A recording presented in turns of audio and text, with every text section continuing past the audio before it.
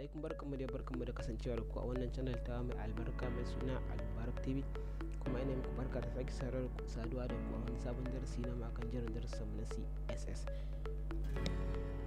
Wannan darasi shine darasi na 33, darasi na 32 mun shine akan bambancin padding da kuma margin, ta yadda kowane muka buƙaci amfani da shi mun san inda za mu saka shi.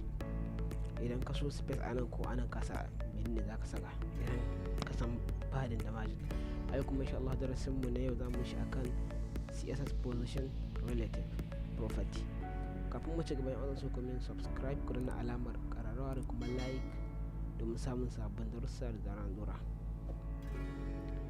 Yanzu na riga da na kirkiri div tag har guda 3 na saka ma wannan div 1, div 2 da 3. Okay, wannan ma div 2 ne, na canza shi zuwa div 3. to yanzu kawai abin da zan zo a nan sai na saka dot div 1, sai open and close deliberate. To kafin dai mu je can, menene amfanin position relative? Position relative wato shi normal position. Ana amfani da position relative ne domin kai content ɗinka a ɓangaren da kake so ta hanyar saka musu top, left, right da kuma bottom, kuma ka ba su unit ɗin da kake bukata kamar pixel ko percent ko wani unit na daban. Da yake nan gaba za mu yi darasi akan unit na CSS. To wannan za mu yi amfani da su ne ba tare da mu yi amfani da margin ko padding ko wani abu. Mu yi moving ɗin duk abin da muke so, mu ɗauko shi daga nan zuwa nan, mu kai wannan daga nan zuwa nan, duk wani element da muke so mu kai shi a wani bangare kawai sai mu yi amfani da relative, position relative. Yanzu mun kira div 1 sai mu bashi position, sai mu saka colon, mu bashi relative, mu saka semicolon.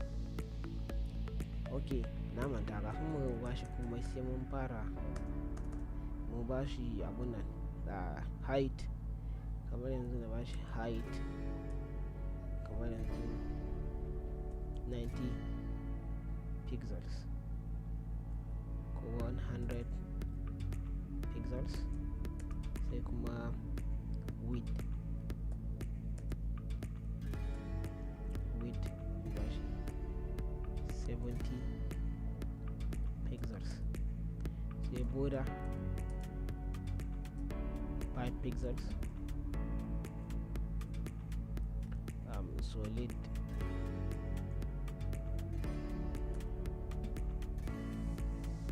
sai mu bata kala red,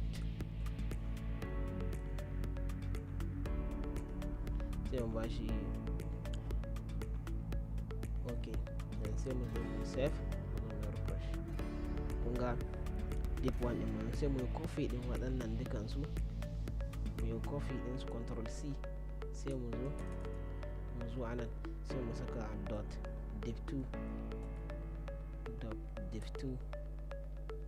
open and close curly brace, sai mu zo a ciki mu yi paste, sai mu zo mu canza wannan color zuwa green, sai mu zo mu yi save, mu zo mu refresh. Kun gani? To yanzu abin da za mu yi kuma sai mu sake saka div 3, sai mu dawo anan mu saka dot, yana da class selector, sai mu zo anan mu yi open and close curly brace, sai mu zo mu saka waɗannan abin da muka yi copy, mu canza shi mu bashi kamar yanzu black, sai mu yi save, mu zo mu yi refresh. Kun ga box guda 3 da muke da su. To yanzu idan muna so mu yi position ɗin wannan mu kashi a duk bangaren da muke so, sai mu yi amfani da position relative cikin sauƙi. Sai mu komai yanzu barku ga position, mu saka colon,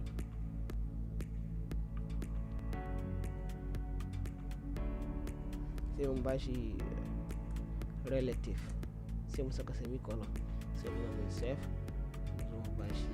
mu zo mu refresh. Kun ga ba abin da ya bayyana, me yasa? Saboda ba mu bashi value din a inda muke so ya je ba. Sai yanzu mu zo mu saka top, mu saka colon, sai mu saka 50 pixels. Wato yanzu muna gaya mai wannan box din da top tsakanin nan zuwa nan a sama kenan, muna so mu samu space na 50 pixels sai mu zo mu save mu zo mu refresh. Kun gani kuma ya shigo cikin wannan. Yanzu sai mu zo sai mu bashi sai mu ce to yanzu kuma sai muna ya ba mu space na left shi ma 50 pixels sai mu save. Muna so daga nan zuwa nan space ya mu samu space na 60 pixels sai mu save. Kun gani to shi kuma wannan deep 2 shi ma yanzu za mu iya bashi position sai mu bashi position shi ma sai mu saka mai column sai mu bashi relative sai mu bashi relative mu saka semicolon sai mu zo a kasa sai mu ce mai shi kuma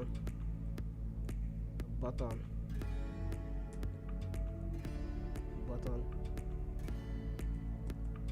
900 pixels mu saka semicolon mu save mu refresh. Kun ga ya shige ba maganinsa sai mu zo mu rage shi mu ba shi a yayin da kamar yanzu mu ba shi 90 pixels mu zo mu save mu zo mu refresh. Kun ga ya yanzu kuma za mu iya kai shi ma 50 pixels sai mu save mu zo mu refresh. Kun ga sai mu ce shi kuma muna so ya muna left mu right 70 pixels. Wato yanzu idan muka saka shi right yanzu daga nan muna so a samu space daga nan na 70 pixels sai a aje mana shi sai mu save mu refresh. Kun gani 70 pixels sai mu zo mu ce to ba shi ba mu ba shi 20 pixels sai mu save mu zo mu refresh. sai mu ce right left mu save mu zo mu refresh. Kun ga left put sai mu koma da shi kamar yanzu 70 pixels mu save mu zo mu refresh. Kun gani to amma kuma yanzu idan muka mayar da shi a right bar ku ga right. Kun gani to kuma yanzu za mu iya ce mai to ba shi ba right ba bottom top mu save mu zo mu refresh. Kun gani top ya yi top kuma ya haka shi kuma wannan shi ma yanzu za mu iya saka mai position wanda mu samu position sai mu saka column sai mu ba shi ma relative sai mu saka semicolon sai mu zo mu ce mai top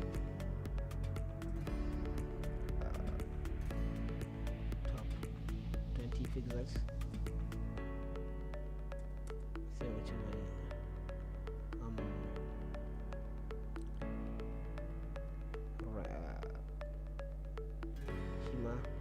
shi left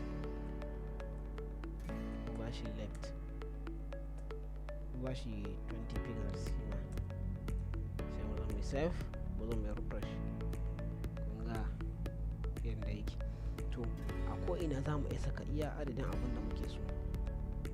Kamar yanzu wannan sai mu ce mai left mu ba shi abin nan. Kun gani mu ce 500 pixels. Kun ga shi ko an kowane shi wanda muka ce mai left sai mu ce mai 100 pixels 600 pixels sai mu save mu refresh. Kun gani ya zo nan daidai da 600 pixels. Wannan muka ce ma button top mun ce top 20 pixels sai mu zo mu ce to top mu ba shi 60 pixels sai mu save mu zo mu refresh. Yanzu sai mu ce to ba 60 mu ba shi 70 sai mu save mu refresh. Kun gani yanzu bari mu ba shi 10 sai mu save.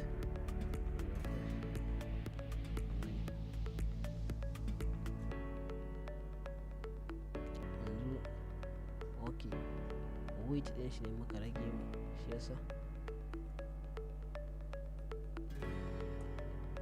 nan za mu zo mu ba shi 20 mai save, mu ba shi 10 mai save, mu zo mu refresh mu ga me zai faru. To bari mu ba shi 0 pixels, sai mu save refresh mu ga 0 pixels, sai mu ce minus 10 pixels, sai mu save mu refresh.